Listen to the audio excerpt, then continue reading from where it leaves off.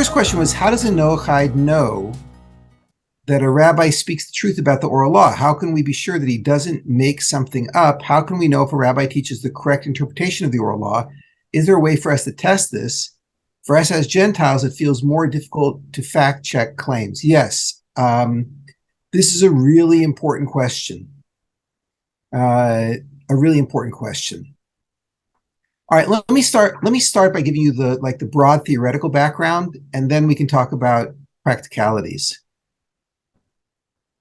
When the Jews were exiled from the land of Israel with the destruction of the Second Temple, God did two things. First, the most obvious, he sent them out of the land. He sent them out of Israel. However, he could have sent all the Jews to one location, and they could have stayed there together. And the reality is, because people feel most comfortable with others who are like them, it would have been very natural for the entire Jewish nation to settle together in the diaspora. What's odd, really odd, is historically, that's not what happened.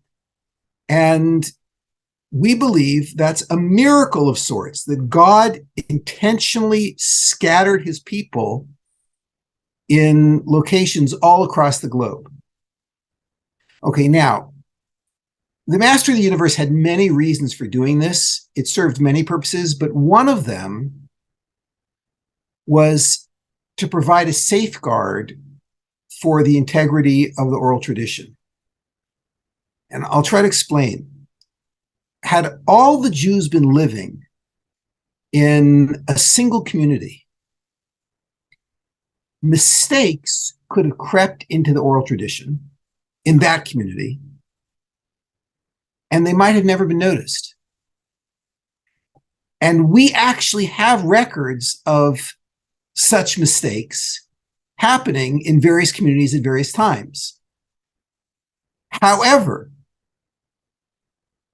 these mistakes can only survive for a limited period of time, specifically because there are so many independent Jewish communities all carrying the oral tradition.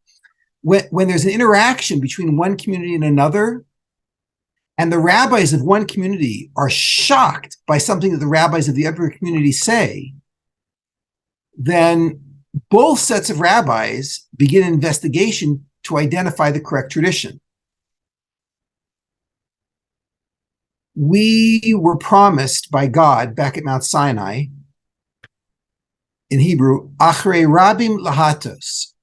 If we pursue whatever is the majority opinion among the rabbinical authorities of any generation, then that will identify the original oral tradition from Sinai. Okay, now, why does that principle work? Because when God made the principle, he's not only infinitely wise, he's outside of time. And he sees the entirety of history at once. So he knows that that principle did work, and he knows this before he ever commands it. Before he ever created the universe, he knew that principle would work. Okay, so now I can begin to address your question. A Noahide can identify whether a rabbi is reliable generally, and the truth is, even regarding a specific aspect of the oral tradition, by comparing what that rabbi said to what other acknowledged rabbinic leaders in the Orthodox world say. If no other Orthodox rabbi of stature agrees with this rabbi's position, then it's probably an error. Now, practically, this means that it's probably best that your community be connected to more than one Orthodox rabbi. I'm a guest lecturer for you today, and you probably host guests like me often. If not, you should. And your community should also have a few rabbinic authorities that you can check with when you hear something that sounds odd or curious. And that's not because we suspect Orthodox rabbis of intentionally fabricating things, but it's part of Orthodox belief that mistakes happen. We don't believe in the infallibility of rabbis. There's no such concept within Torah.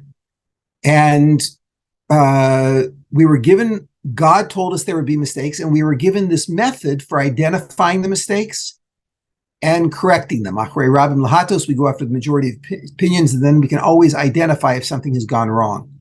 So the answer to your first question is you need to make an effort to get information from multiple rabbinical sources.